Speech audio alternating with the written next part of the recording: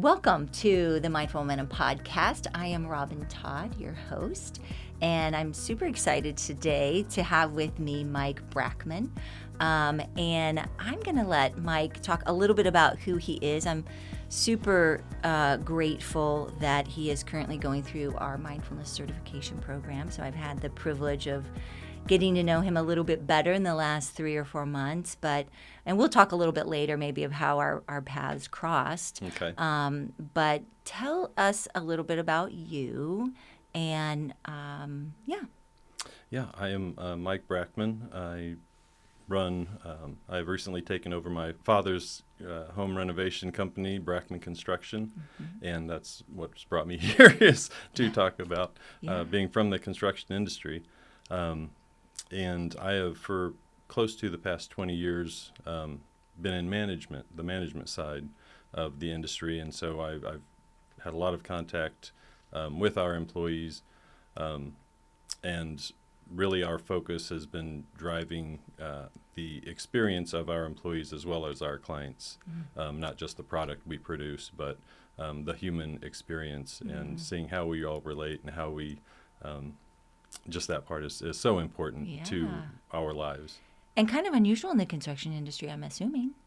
Yeah. There's a lot of everyone wants things, done as quickly, cheaply as possible. Things, just the hurry up and just get it done approach. And I get it. In life, there's a lot of that. But we're all human beings. Our clients, ourselves, our employees, and what I've found is if you take care of the people, the rest of it all goes great. Yeah. So you were managing people, and now you're more in upper management or leadership since your dad retired. And yes, how has that changed? It's sort of taken on more roles than shifted. And it's allowed. The roles that I've added recently are just the more insurance and financial stuff. That's less human related. So I've been more doing logistical business stuff. Yes, exactly right. But the working with our crews and our craftsmen, creating our schedules for our projects, which is so important to our clients and their experience of what we do. I've been doing that for quite a while now. And so I've gotten to see what works, what doesn't work, how do we respond to different things, and how important communication is, of course. What do you find? Well, let's first start with kind of why you're passionate about mental health and well-being, because you've been on a bit of a journey, a personal journey. So I'd love for our audience to hear a little bit about that. Yeah, I grew up, didn't grow up, but most of my life I suffered from depression and suicide ideation. And that was just the experience that I knew. And I assumed that most everyone else was living the exact same experience, and kind of couldn't understand, all the smiling faces that I saw and good moods and things, because I just didn't experience that. And I've tried lots of different therapies, prescription medications. Some, helped. They all did something. Some other prescriptions made me worse. But it was finding what worked, and I can now see that the effort I had in finding what worked was me really, saving myself and loving myself and giving myself the effort and attention that I needed to get out of where I was. And eventually I found things that worked. This helped for a little while. Then I tried this, and that took me over to this other thing. And right now I can tell you that I don't suffer from depression. I don't feel depressed. I can't remember the last time I did. And I have an entirely different outlook on life. I see it as, joyful and just so optimistic compared to really just wanting to get out, and end it to escape for all those years. And so I don't I'm not on some personal mission to change other people, but this is important to me, and it is actually what I'm interested in. So in my personal conversations, this is what I'm talking about, sharing experiences I've had, ways life can be beautiful, and coming on, your program here to help talk about it and spread what is possible. Well, and I really appreciate your willingness to do that, because by you being vulnerable and sharing that story, it opens the doors for other people. Have you found when you start talking to people about that, do they open up and maybe share some of their struggles, or maybe feel a little bit more like, I'm not alone? Because that's the beauty of kind of sharing our story. Exactly right. Mm-hmm. Yeah. And the thing about mental health is it's hidden behind closed doors, but we can all relate. We are all the same. We're living such similar experiences. We just don't talk about some of it. So the second you talk about one thing, someone around you can relate. In mental health, we can all relate. It's just who's willing to voice it. And if we haven't experienced it yet, I'm always like, yet.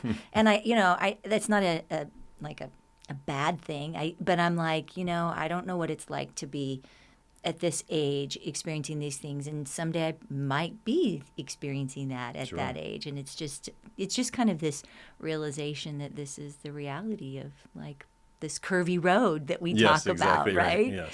And so I'm guessing that you learn different things on that path to find to where you are. But I'm curious as to know, we've talked a little bit about this, but I love to learn more of, what do you think for you it was that kept you, that thread of hope?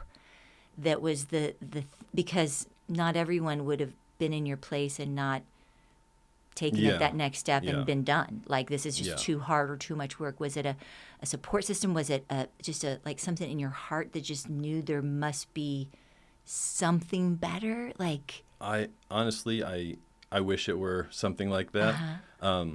I think what kept me going, or kept me from making any final decisions, if you will, was shame. Just more shame. Just trying to not exist. And if I, took any steps to end my life or end my situation, that would draw more attention that I didn't want, and more attention on how, depressed and how low I was, and how little I felt for myself.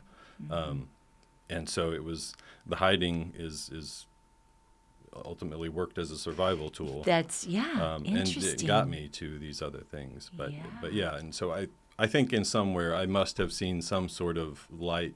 Something was there. Of course, I would say that's of course. God. Of course. I'd say that's the Holy Spirit, right? And for all of us, it's going to be something different. Exactly, but right. it was not. It was not your purpose. You have a purpose, right? Yes, and you're finding your purpose. And I have no doubt that this is going to be beneficial for other people hearing it. And I just like to say, on a personal note, it was very heart-wrenching to me when you shared when you had gotten to a better place after some new therapy modalities, and you said to me, this is the first time I can ever remember that I actually wanted to live today. And for someone who's not experienced depression on that level, wow, that's just, it gave me this sense of empathy, and also just inspiration to, like, this is important work.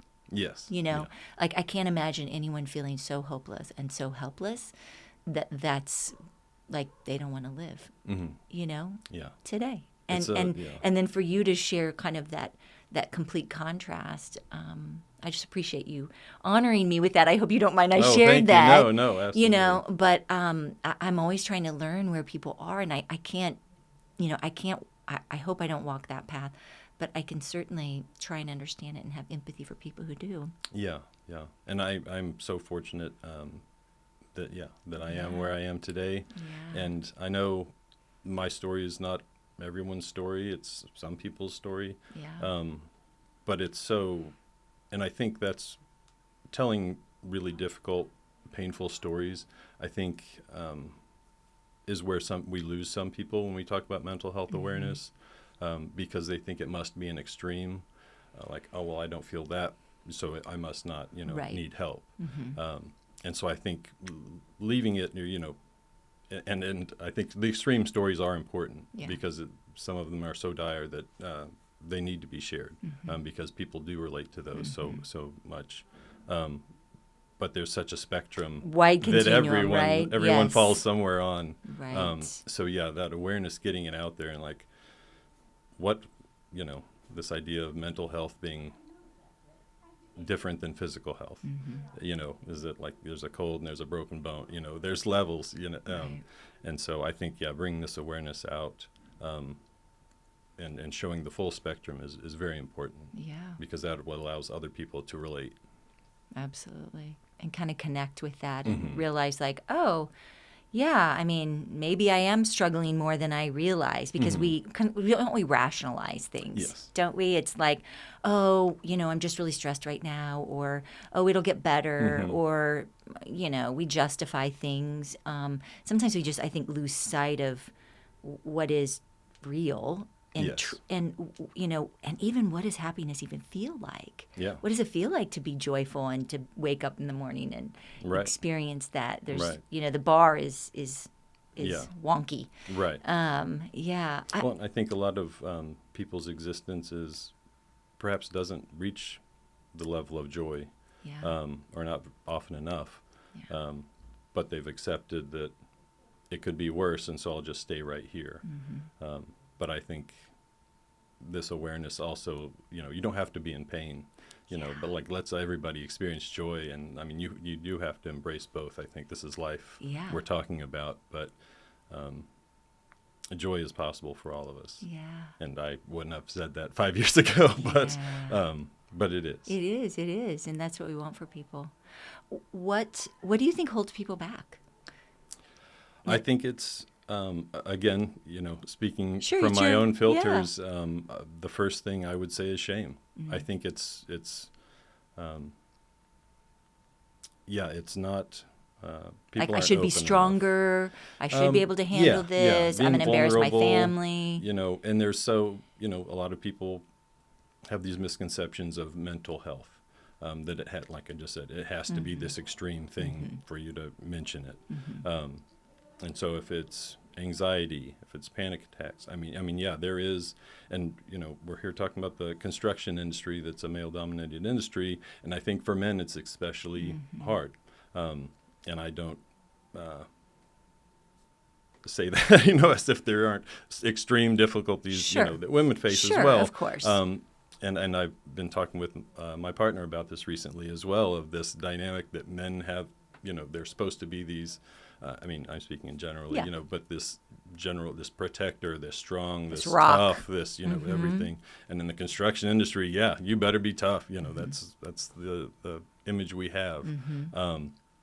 And so, cuts, yeah, put some duct tape on it and all that sort of thing is sort of like the rub dirt in it approach. And OSHA, that's not the way this works. Yeah. But anyway, you get my point. Yeah. But when it gets to my feelings that no one can see, my heart bleed, no one can see, my brain actually break. And it's a very difficult thing to express to someone, to even like describe for someone to understand. So they can't see it, and it's tough to express, and it feels scary. And so I think that, I may lump it into shame, but maybe fear. But yeah, I think those are a lot of the reasons why it's not out in the open as much as I'm trying to get it to be, and you are as well. Yeah. That I think it needs to be. But yeah, I think it's that, and exactly what you're doing here is take another step to get that awareness out, so people can hopefully open up. And Well, I think two things that are really important that our efforts are working on is to normalize the conversation, which starts with this. yes. Let's just talk about it, because once people start talking about it, Oh yeah. people are like, oh yeah, and Yeah. sometimes the floodgates start to open, and Yeah. and it's like, and we had no idea that people were going through the things that they were going Exactly. through, and it gives them an outlet to be able to get that off of their chest. And sometimes we just need to talk to somebody about it. and it gives the rest of us an opportunity to support Yes. our fellow man and woman, and like to be, I think we all naturally care for each other as human beings. Right. And so I think it helps us practice that support if we are a little bit aware and know that, like, I can be uncomfortable when you're talking about something with me, and it's okay. I don't have to have all the answers. I can just listen. We could explore, like, where do we go from here? Even if I don't know, because I think that holds people back too. It's like, Yes. it's the uncertainty, like, I don't know what to say. And oftentimes people will have commented to me like, I'm afraid I'll say the wrong thing and I'll just make it worse. So I'm just going to pretend like, maybe it's just a little moment, a blip in time, and they'll be fine. Maybe, but maybe it's something that's reoccurring, and we just get so busy. We're fixated on like the goal of the day and the fact that we aren't equipped maybe with the verbiage or the, to kind of broach the topic, which is, of course, what we do in our peer support program of teaching people, how to be active listeners and how to start conversations about hard stuff, kind of like that feels, weird. Yeah, I think I have a difficult time with labels because, then we start putting things in little boxes. But I think in some instances they're very important, especially when you're trying to understand what your experience is, just how to communicate. I think they come in very handy. A friend of mine who works for me came up to me after one of our meetings and said he had no idea he had experienced any anxiety. And I've known this guy for a very long time, and he is a very, I would diagnose him myself with that. So, but he shared without that with the you. word, without understanding what it is, it's just feelings. It's, how do you talk about it? And then, like you said, and then who do you talk to about it? Because you don't need a trained therapist necessarily or anything like that. Your fellow person, whoever you're working with, could hear you out. Sometimes expressing it is, great could first relieve step. so much. Yep. Yes. But we don't know how, or we don't know when, or we're focused on, well, let's get this done. This is why we're here. Let's get this done today. But you can carry something with you for days, weeks, years. And it's amazing to me what freeing yourself can do in healing yourself. And that's a huge step, and it's the hardest. One of the things that struck my thought was even like, I think we're also afraid that other people will judge us. Oh, absolutely. Right. Absolutely, yeah. Well, it's our own, the same thing. Even though we can relate to each other, you're expressing your vulnerability to me, and I'm not ready for that. I don't know how to respond. And so it may come out as ridicule because that's the society we live in. The construction industry, there's a lot of machismo and stuff. And, so it's, and I think that's definitely a challenge we face in this industry, is that, tough, come on, just save it, for somebody else approach. And not everybody's going to want to listen to you. But I think having the space or just the freedom of the subject is key to then, letting each other know how we're doing. Somebody mentioned to me in this industry that it's that fine line between like joking and just joking around versus maybe so kind of being able to read people a little bit too, because they had just mentioned how sometimes that can go a little too far, and then people can get sensitive, and then so it's kind of like, how do we keep that in a place where we can have fun and laugh with each other and joke around, but also be mindful of like some of those red flags that maybe we need to shift into, a different conversation. And customizing it too. That's what I think is interesting when we do some role playing, and it's like, so make it your own, and we're all going to say things.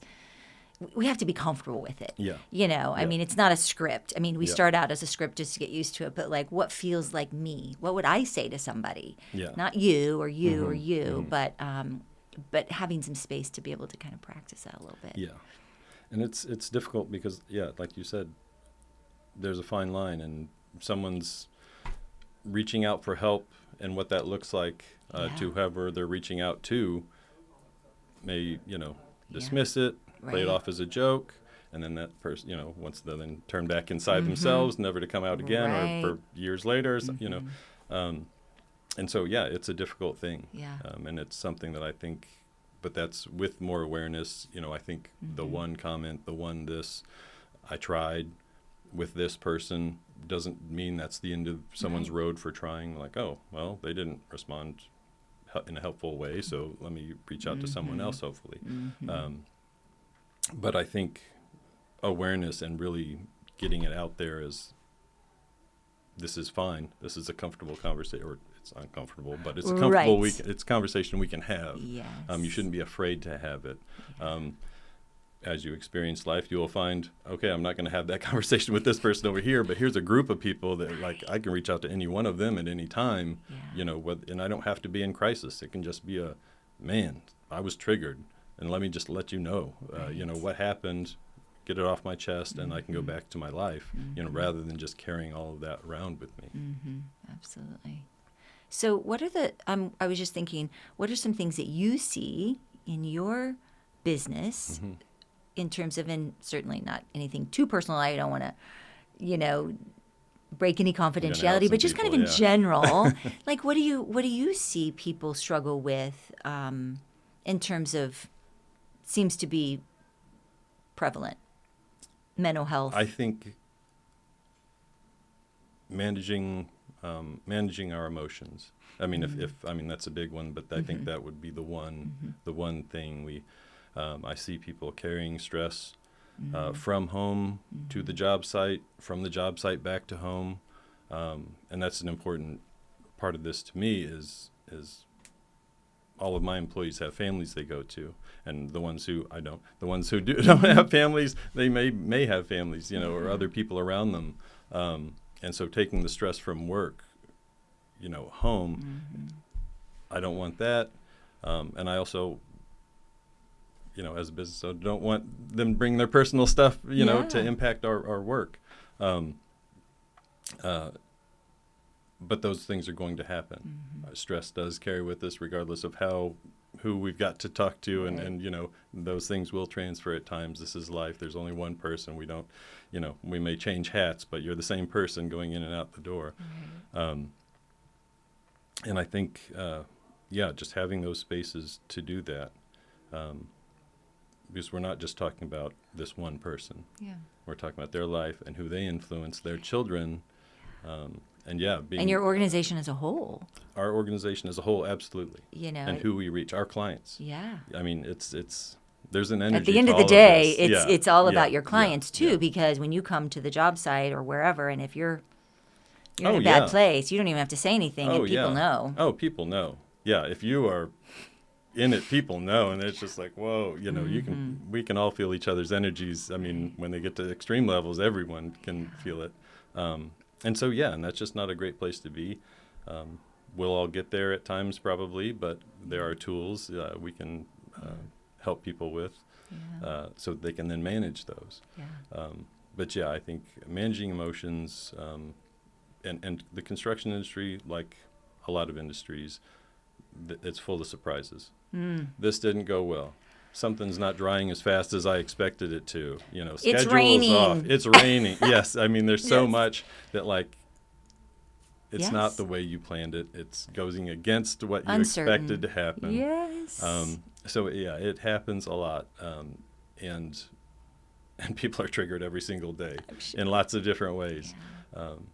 But bringing this awareness to people, maybe we can accept. Okay.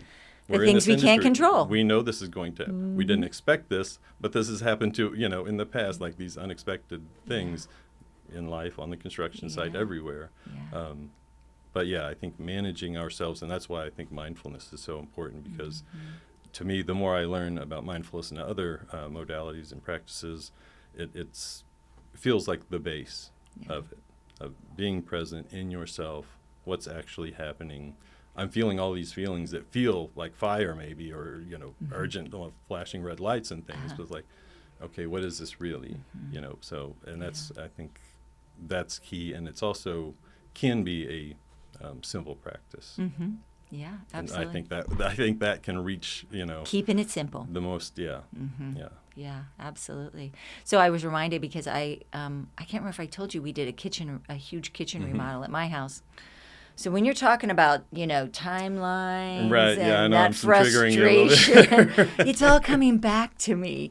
But it's a great reminder, like, you know, we absorb other people's frustration. And so your people not only have to manage their own frustration with timelines and hiccups in the road, but then also to manage their client that they're trying to help stay calm and be professional and courteous and kind when they might be, not their best self, let's just say, Sure.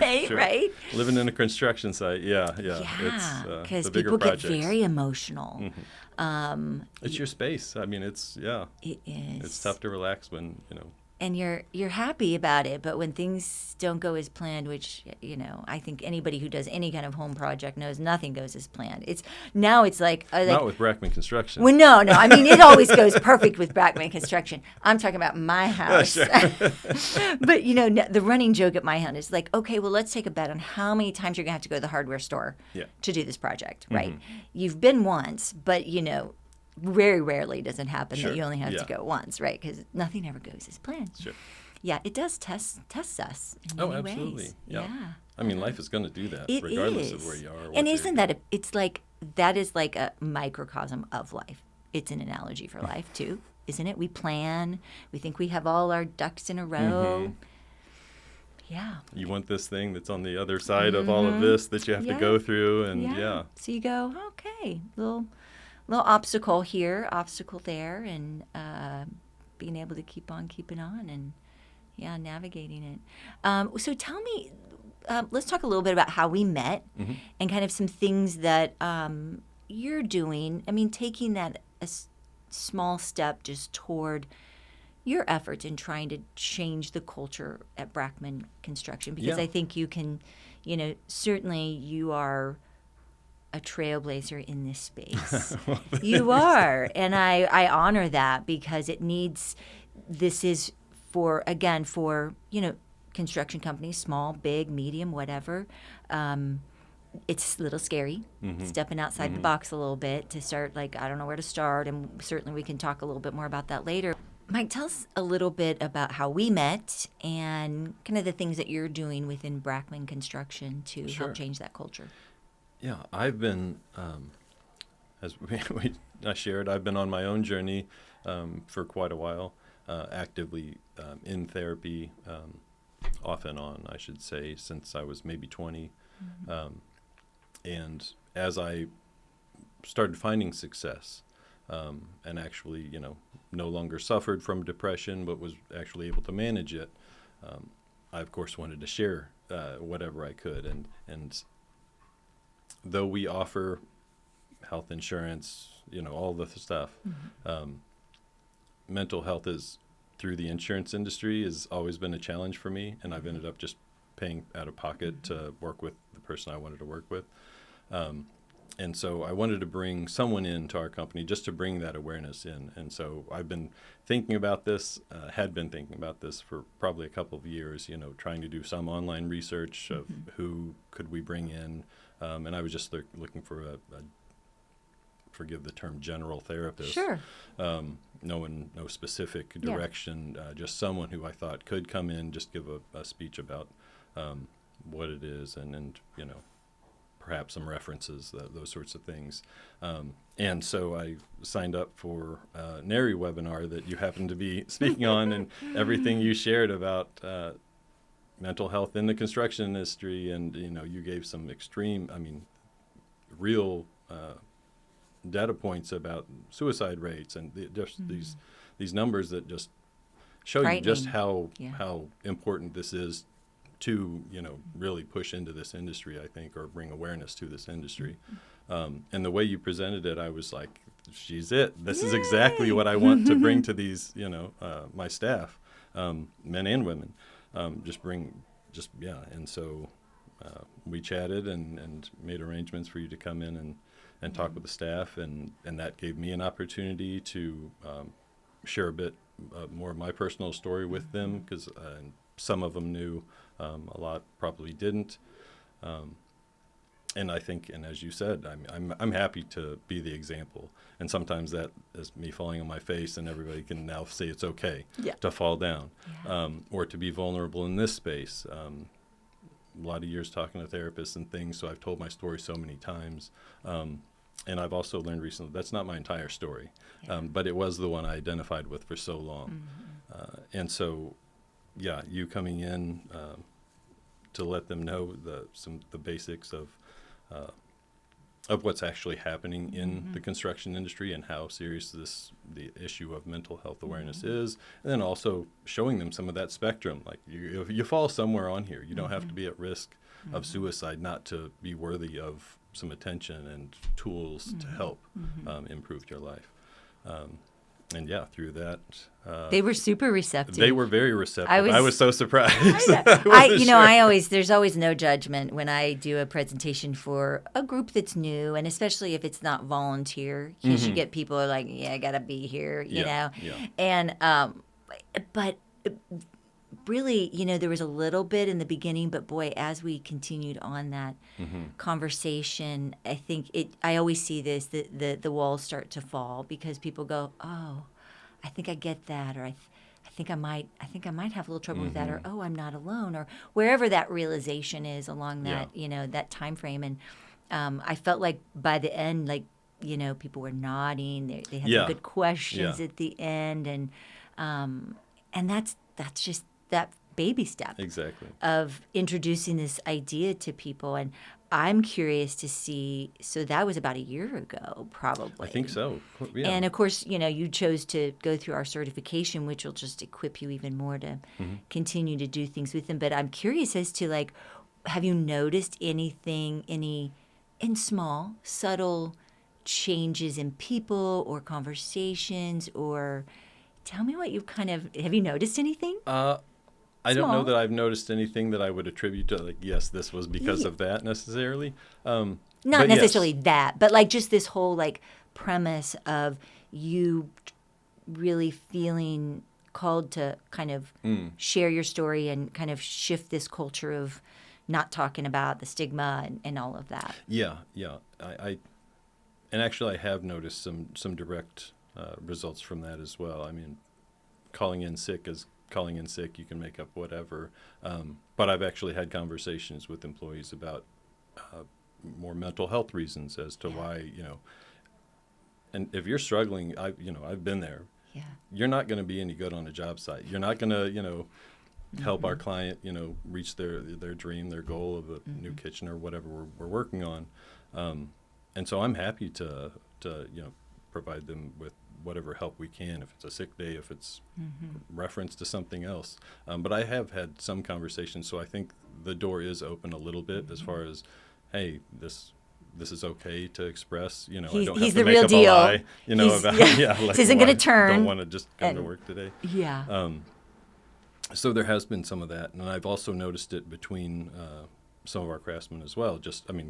Most of our crews have worked there with us for over 10, 15 years, so they're friends as well. But there's still that work dynamic that I think is starting to soften a little as far as helping each other out or recognizing.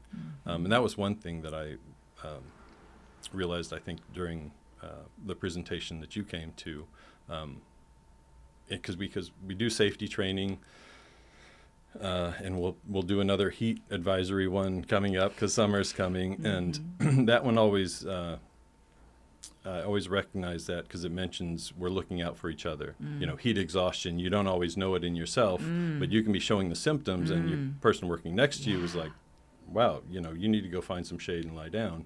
Well, it's similar in situations, mental health, like we need to look out for each other because we don't always know when we're looping, when we're spiraling, when we're, and so I think raising this awareness of what that might look like, and also just being open to that, so that the person you've worked with for 5 years, them pretty well, like something's not right. I usually just leave them alone in this case, like, well, maybe I'll ask them today. So I think there has been some of that, and I've talked to other people about what we're doing, with our training and how we're going to bring that hopefully into the industry and certainly our company. Yeah, that's great. I love that. And you're right. I think it's and that's really what the premise of the peer support program is just the people in the trenches with us who kind of notice those things that maybe we don't even notice ourselves sometimes. Yeah. Quick question, just only because I this popped in my head and I was curious because we know how our mental health affects our physical health. How did your mental health, did you, in reflecting back, did it have an impact on your physical health? Absolutely. Yeah. I mean, and I'm not sure all the ways. Yeah. But yeah. It's just a rogue question. It's just, I was like, because it does, it starts to take its toll on our body. Yeah. I didn't have any real ailments that I suffered from that now are, I'm free or anything like that. Sure. But yeah, just feeling. Thank goodness. Yeah. Absolutely. But yeah, just feeling awful. Everything, energy. Everything that, and where I was, anything that could feel bad, I would allow myself to think it feels bad.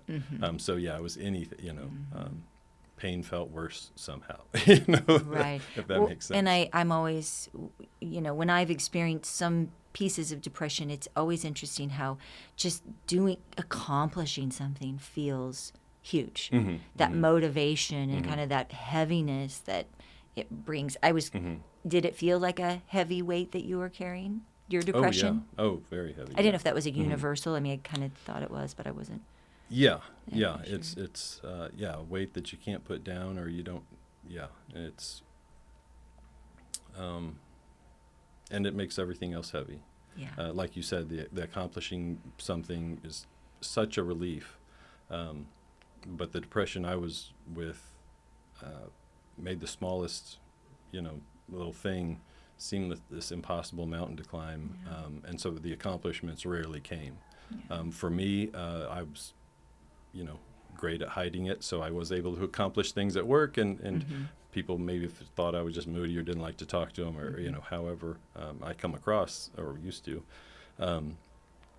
But definitely heavy. And were people surprised when they found out? Were there any people who had no idea? Yeah, I'm sure there were people who just chalked it up to probably didn't think that much about me. I mean, as far that deeply about me, as far as like, is he just in a bad mood? Does he just not like to talk to people, or or is this depression? Or and a lot of people, like we're talking about now, don't know how to recognize or how and not everyone can just recognize it, but don't have the verbiage or would have no idea. A lot of people are just like, oh, he's in a bad mood. That's all they can have, or he's grumpy, or that sort of thing. Yeah. So yeah, I think there was some surprise, but like I said, a lot of the people, guys that we work with, have been there for so long. I've had personal conversations with them, or and I've never, I would hide by not really talking, but when I did, mention I wouldn't lie about it. I would say like, oh, I've got a therapy appointment or something like that. Yeah, that's great. Speaking of that, kind of what it looks like and how we hide it, in one of our awareness presentations, I don't know if I shared this when I came into your organization, but I love it. It's the what depression looks like, what it feels like, and what it looks like on the outside. And it's so interesting because what it looks like on the outside as a culture, we just, they're lazy, they're late for work, they're, they're not motivated. I mean, all these kind of on the surface characteristics that we kind of just make a judgment on, when inside it could possibly be, these other things that are contributing. Definitely looking lazy or what, and it's like, the weight you can't see in this simple thing, feels like this impossible task. But to the outside observer, it's like, man, you could fix your life in 2 days, but it's not really like that. Yes. But there's also, I think, the example of Robin Williams, this, the Tears of a Clown, just this life of so I mean, you can't just recognize it, trained people may, identify tips are here or there or something, little things peeking out, but yeah. And I heard a person speak at a conference, and he talked about kind of that rogue person that no matter what we do, I mean, there's going to be people, unfortunately, that we won't be able to, to help or save. We certainly hope to be reducing that. Yeah. But I mean, awareness, being able to talk about it that way, regardless of what your outward personality looks like. Yeah. If you've got a place to go or people to talk to, and it's not shamed, or you don't have to like pull your hat down low to like go to your therapist's office or anything. It could.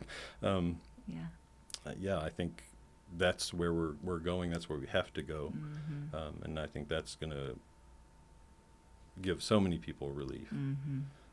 And therapy's not I went and tried it and now I'm fixed. No, but just try it. And that's a tough thing about therapy too, because it's like, well, I went to this person for 3 months. Like, you might have to try another person or a different modality or something else. I mean, it took me so long. It's so long when all I wanted to do was give up that whole time. And I'm not saying I did it so you can do it, but I'm saying it does take. It does. It does take some searching. Yeah, but I think if we help people understand that that's normal too.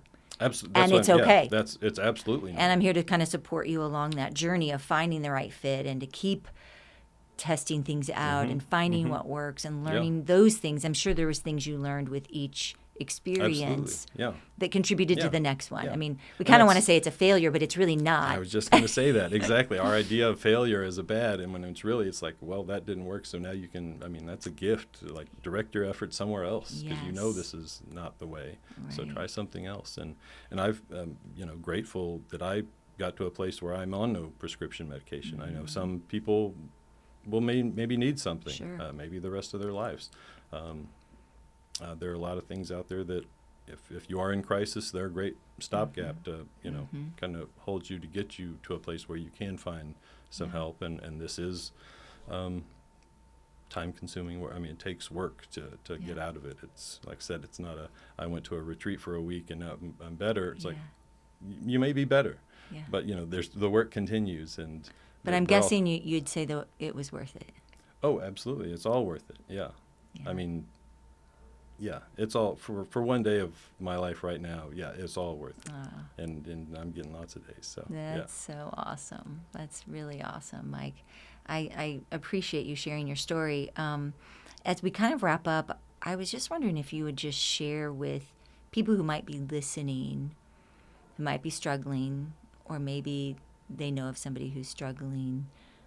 What would your words of encouragement be? Or if you could go back and tell your younger self something, like just I would say hold on, and talk about it. Learn to talk about it. And I don't know if I want to compare this. I've never been an actor who goes to auditions getting rejection. But yeah, talk about it. If this person doesn't want to hear you, maybe share it with someone else. And because we're out there. Those of us who want to listen and share and are out there. And I would say hold on and keep working. You are absolutely worth it. I don't know who you are, but you are absolutely worth it. And the best is yet to come. As good as my days are right now, the best is yet to come. I haven't even reached, my best life yet. I would say hang on, seek help. It is out there. And more help is on the way. Yeah, absolutely. Well, and we do have lots of resources, and I think if we can all help each other get to those better places. Right. I know there were people who helped you along the way, I'm sure, to help you be able to get to where you are. Well, I just applaud your desire to share your story and to make a difference and to use this. I know one time you told me too, you're like, this isn't really what I planned. Yeah. I don't know where this came from. Like, I don't know. This is new territory, like being kind of this spokesperson, Right. Well, yeah. And just getting out there and trying to serve people in this capacity. But again, isn't this the beauty of life? Like, one of my favorite sayings is, I don't know how I got here, but it's right where I'm supposed to be. Yes, definitely. And your organization's lucky to have you. The people who need to hear your message are lucky to hear it, and I want to encourage everybody out there to hang on, as Mike said. Yeah. So, well, thank you, and thank you for the opportunity to share my Yeah. story and the When message of I look forward to seeing how this evolves in your organization and beyond. Yes. Right, because I think that that's your calling too. So, so that wraps it up for today. We are here to inspire and empower your journey. Let's all continue to grow so we can flourish. So feel free to like, comment, subscribe. Reach out to me at robin@mindful-momentum.com, or you can connect with me at the website mindful-momentum.com. And until next time, thanks for being here. Thank you.